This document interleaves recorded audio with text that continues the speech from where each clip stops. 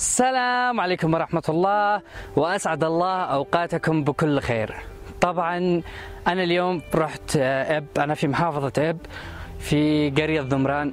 طبعا زي ما انتم شايفين ما في أمطار ولا شيء، يعني دحين وقت حراثة الأرض وزراعتها، يعني بعد رمضان بنشوف هذا المكان كله أخضر. المهم جيت هنا عشان أسوي لكم فقرة اسألني أجاوب على أسئلتكم، ويلا خلونا نبدأ. فقرة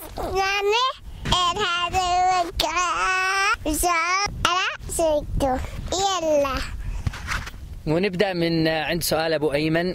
يقول أبو أيمن: من أي مدينة أنت؟ طبعا أنا من مدينة إب. أكلمكم الآن من مدينة إب، وتحديدا قرية ذمران. ما هي مؤهلاتك الدراسية؟ مؤهلاتي الدراسية بكالوريوس انفورميشن سيستم. أطمح عدد من المتابعين، طبعا أطمح لعدد مش محدود العدد، يعني عدد لا نهائي. واو وأتمنى لك التوفيق والنجاح. شكرا لك من الأعماق. من مقاطع واتساب كوميدية يقول لي: هل أنت تحب من أحب أبي وأمي طبعا وزوجتي برهوم أكيد، أحب عائلتي كلها. راكشو، سؤال خطير مع راكشو: كم عمرك؟ وين تشوف نفسك بعد 5 سنوات؟ طبعا انتو كم تجيبوا لي عمر؟ بعد 3 أشهر بيكون عمري 29 سنة. وين أشوف نفسي بعد 5 سنوات؟ والله أشوف نفسي بعد 5 سنوات عندي تقريبا 2 مليون مشترك، 3 مليون مشترك، 5 مليون مشترك، ليش لا؟ محمد السلامي طبعا كرر نفس السؤال، جاوبت عليه، شكرا لك. إبداع يمني: من اللي شجعك تفتح القناة وإيش طموحاتك في المستقبل؟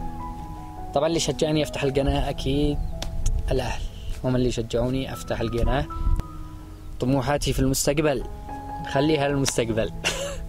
عاشقة الفردوس: كم عندك أطفال؟ وين عايش؟ عندي طفل واحد برهوم وعايش في صنعاء. محمد جسار: هل يجي لك فلوس من اليوتيوب؟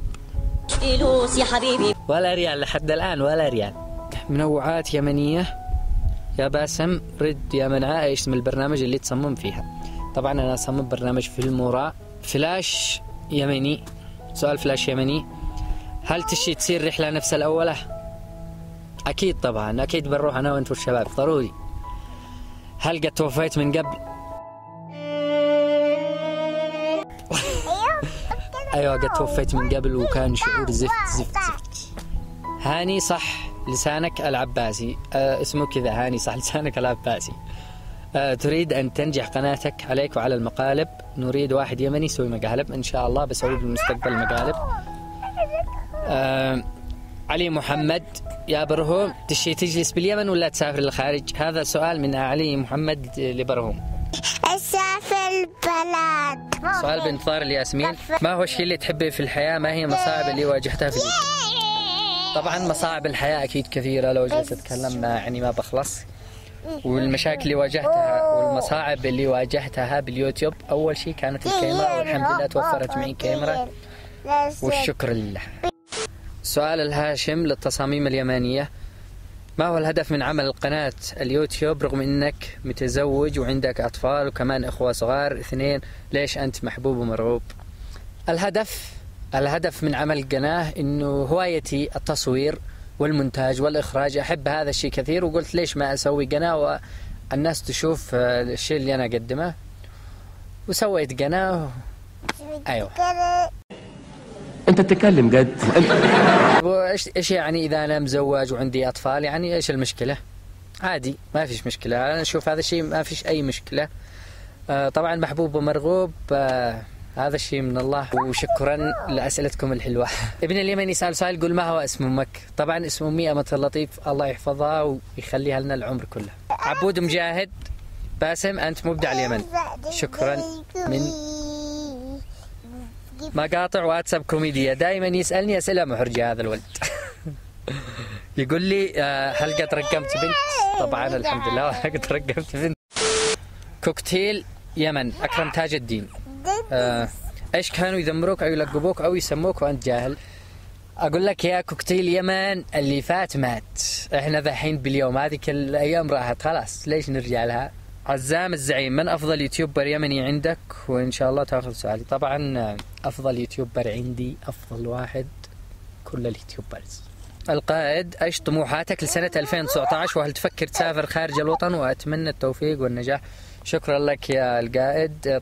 طموحاتي لسنة 2019 ان شاء الله اوصل ل 100,000 مشترك واكثر مع المتابعين، ان شاء الله اوصل الى عدد كبير. مرح كيوت، لو كان المصباح السحري حقيقي وكان معك 3 أمنيات، ايش امنياتك؟ الامنية الاولى الأحفاد اليمن كل يمني أحبكم. امنياتي الثلاث، اتمنى ان اليمن تكون في خير. قناة امبراطورية يمني، هل تعرضت لحادث بسبب لوفاتك؟ بتقول ايه انت؟ عبد الكريم محمد الحريص، سؤالي اذا ارسلت فيديو في اليوتيوب وتم حظره كيف اسوي؟ طبعا اذا ارسلت فيديو في اليوتيوب وحظره اكيد انك خالفت المنتدى او خالفت سياسة يوتيوب. ولا هنا وصلنا نهاية الأسئلة، وإن شاء الله تكون إجابات حلوة وعجبتكم، وكمان شكرا على أسئلتكم حلوة وظريفة وممتعة.